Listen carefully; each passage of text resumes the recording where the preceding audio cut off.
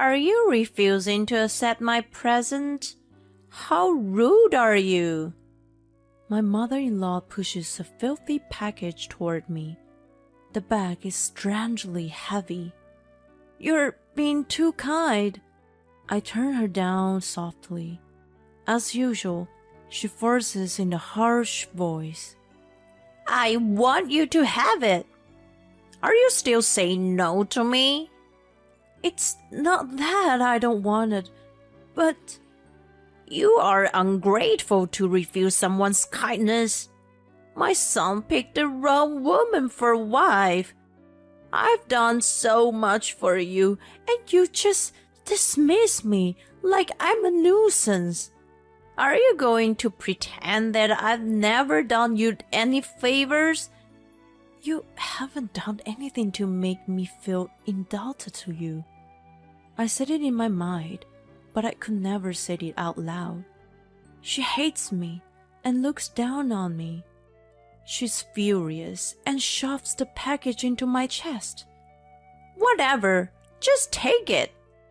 She intently looks at me and signals me to open it. When I reluctantly obey. No! My name is Lucy. I live with my husband in an apartment near his. parents, and I'm pregnant for the first time. We're expecting a baby girl and have decided to name her Martha. Today, my sister-in-law, Jessica, is over at my house. Sorry for coming on such short notice. Thanks to you, my move went smoothly. I'm glad you came. You've been through a lot. I served coffee to her and juice to my nephew, Keith. She just filed for divorce from her husband and moved into an apartment near my in-laws' house. It's close to my house too. She's friendly and easy to talk to, so I like hanging out with her. When my baby is born, she'll be able to play with my nephew often. He's a quiet boy and always hides behind his mom. When my eyes meet his, he smiles shyly and asks, Aunt Lucy, can I touch your belly? Of course you can. He's still timid, but he must be curious about my big belly and becomes chattier than normal. He gently strokes my belly and whispers into my ear, Your baby is a girl, isn't it? Yes, but how do you know that? I just found out the gender not long ago and haven't told anyone yet. While Keith is in the bathroom, I mentioned Jessica about it. About the gender of my baby. Oh, you found out the sex? What is it? It seems that she didn't know from her reaction. It's a girl. I'm thinking of naming her Martha. Keith just guessed the sex of my baby right. He's amazing. She looks a little astounded, then chuckles. He seems to be able to guess things like that. He can see a little into the future or something. It's like he has some mysterious power. I see, that's amazing. But it seems he can only vaguely see things. He hasn't guessed the lottery numbers right. Too bad. I smile, watching her laughing at her own joke. Keith has a mysterious air around him, so I'm able to accept her story without any resistance. Contrary to my good relationship with my sister-in-law, my mother-in-law, Joanne, never liked me. What's she giving me this time? I've been telling her I don't want anything. I sigh at the side of a bag in front of the door. She's been harassing me by giving me unwanted presents. It's not obvious harassment, but she gives me food that's borderline spoiled, or disheveled clothes that no one would want to wear. Unwanted things that are clear no one would be happy to receive. It's tricky as she could justify that it was in her best interest. It's a way of doing things that neither my father-in-law nor my husband Matt noticed. "Joanne, you're being too kind," I refused softly, but she retorted in a harsh voice, "I want you to have it. How can you say no to that?" "I'm not saying no, but you are ungrateful to refuse someone's kindness. You haven't done anything to make me feel indebted to you." She's furious and shoves the package into my chest. I once discussed this with Matt, but he's been spoiled by her and doesn't even expect a thing. "She doesn't have any bad intentions." He shrugs it off. It's frustrating that he makes it sound like it's my fault for not being grateful. Recently, she escalated, and I received a bag with soil and worms in it. "How rude!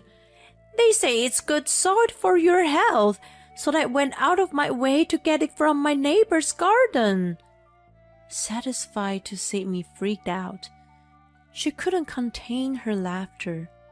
As she was leaving, she told me to get rid of my nasty bag as soon as possible.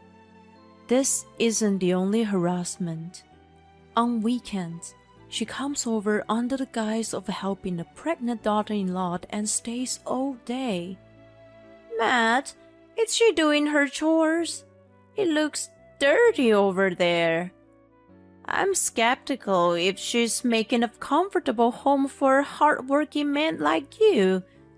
She sighs dramatically at me. "Oh no, Matt doesn't like this. You eat the fried chicken I got for you. There's French fries too. You love fried food, don't you?" "Thanks, Mom. You know me well." She has always been negative about my cooking, which is mainly vegetable-based. Even so, she eats 3 meals I serve and leaves a lot of fried food that Matt likes. If she's going to criticize my food, why does she eat them? Matt's getting fatter thanks to her all-oil food. Of course, she has never helped me with housework. Rather, she emphasizes that pregnancy is not an illness, and even forbids Matt to help me. "I'd like you to at least clean the bathroom for me." "Pregnancy is not an illness, is it? That's what my mom says. You can do it once you're not sick." He's been influenced by her, so it's very troublesome. I've been fed up with my life, but one day, I noticed that Joanne hasn't been bothering me with unwanted gifts and stopped coming over. It's since Jessica and Keith moved closer. I asked Jessica what's been going on. She gives me a troubled look and sighs. Keith's been doing mischief at in-laws frequently and making Joanne crazy. He poured ketchup all over the clothes my mom had put together and knocked over a container full of food. He doesn't seem like that type of boy. Before moving here, he had never caused trouble. I wonder if it's because of the divorce. She's also shocked and has been troubled by his behavior. I mentioned it to Matt, but he says, "It's just a child's mischief. Don't make a fuss over nothing." He clicks his tongue in annoyance and gets ready to go out. "Where are you going?" "Huh? I'm going to work, of course. I'll be late today." Then he disappears behind the door. Work? It's the weekend. He's been working on his day off a lot lately. I coolly watch him leave the house. Moments later, Keith shows up alone. "What are you doing here?" "Aunt Lucy, I need to tell you something about my grandma and Uncle Matt." I sense a disturbance in his voice. Actually, I'm beyond shocked by what he tells me. The frustration I've been holding back until now boils up as anger from the core of my body. I see. Thank you for telling me, Keith. This is unforgivable.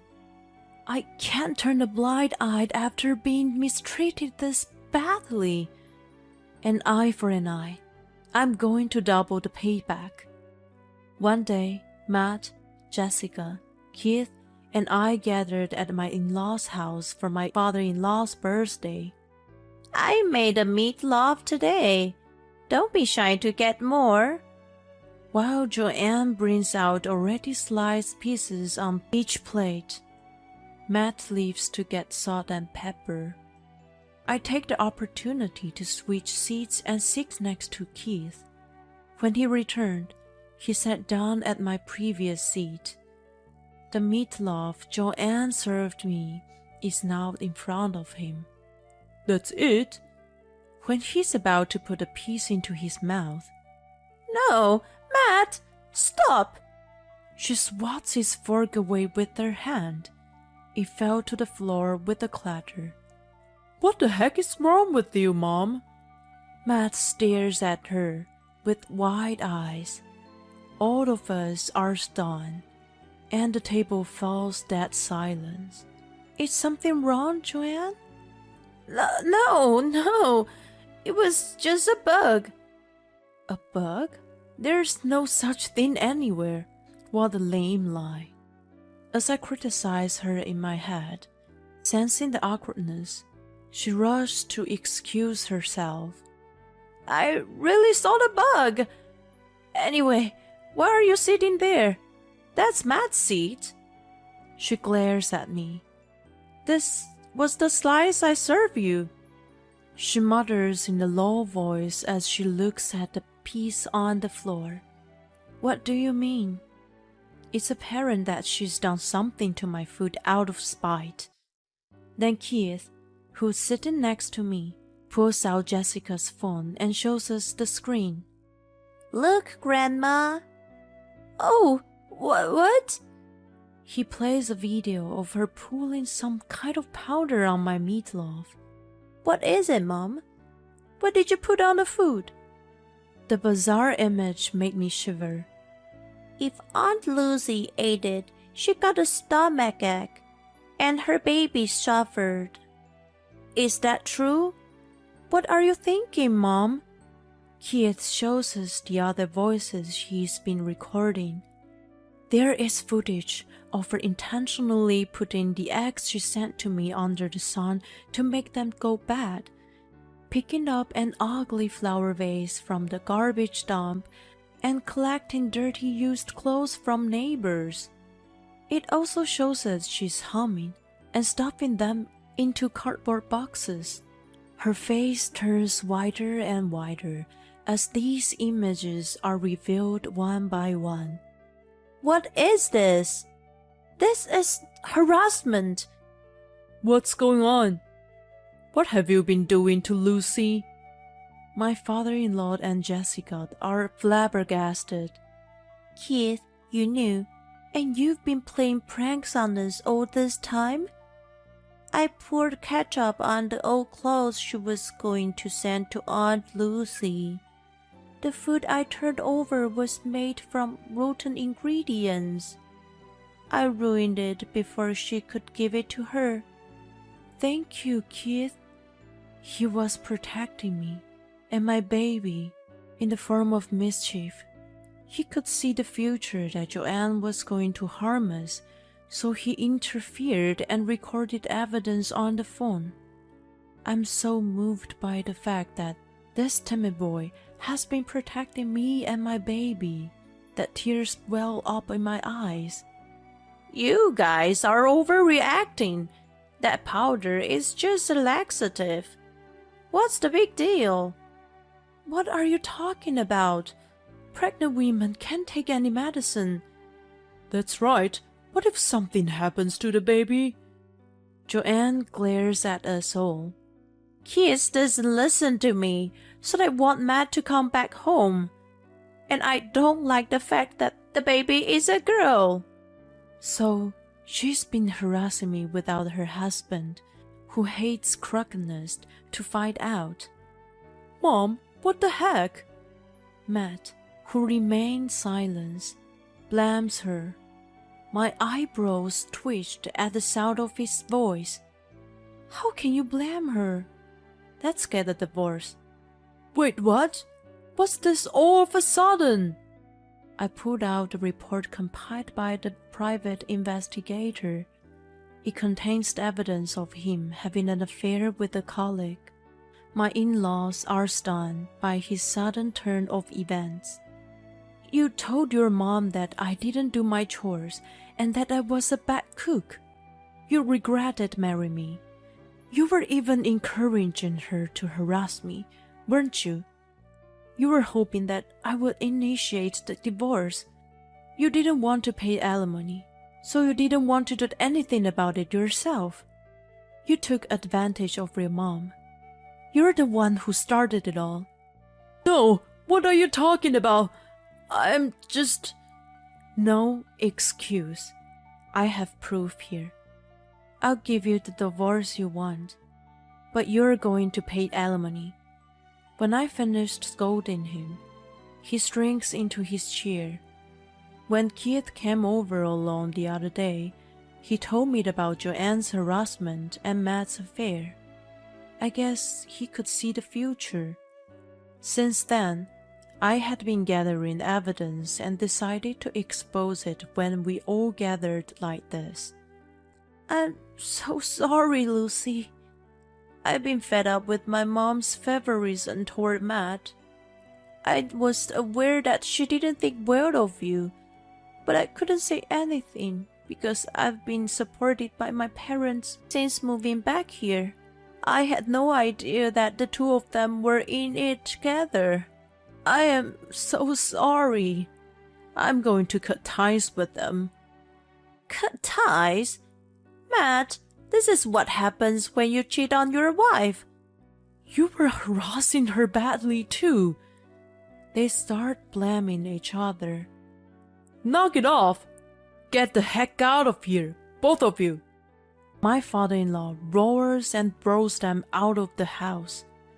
I apologize on their behalf, Lucy. He seems deeply affected by the event. Then he filed for divorce from Joanne. I also lodged divorce papers with Matt's consent. By the way, when Jessica decided on divorce, Keith told her that her ex-husband was cheating on her. She didn't believe him at first, but when he kept telling her, she finally looked into it and found out about the affair. She was frantically gathering evidence at that time. Keith observed her and learned the importance of evidence. One day, when he came to visit me at home, I told him I had a regular checkup the next day. He strongly advised me not to go. But I must go. Then please, take a different route than usual. Promise me. I sensed something was up and took a different route to the checkup. When I got home without incident and turned on the TV, I saw Joanne's name on the screen. What on earth? I had always walked on the clinic for exercise. On that same road, she was run over by the car that had lost control. It was reported that she had broken her leg. My father-in-law told me later that she had been stalking me out of resentment.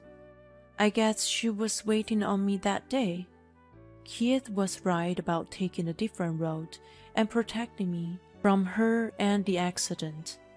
The accident was brought on by my grandma, he said. He had a point. It's the law of attraction, or cause the effect, or something like that. I guess if you hold a grudge or are obsessed with someone, maybe the negative energy will come back to you. Let's avoid doing things that have no benefits to anyone. I learned this lesson well from this incident. Jessica and Keith moved in with my father-in-law. I'm glad that they come to visit me more often now that we are closer to each other. Since the birth of my daughter, Keith has become more expressive. "Why is Martha crying? Is she hungry?" He seems unable to predict the baby and is at a loss. It's so cute to watch him trying hard to put her to sleep. "You're such a good big brother." When I praise him, he turns his face away from me, looking somewhat uninterested. It seems he doesn't like being called big brother. I can't predict the future, but I'm so looking forward to it.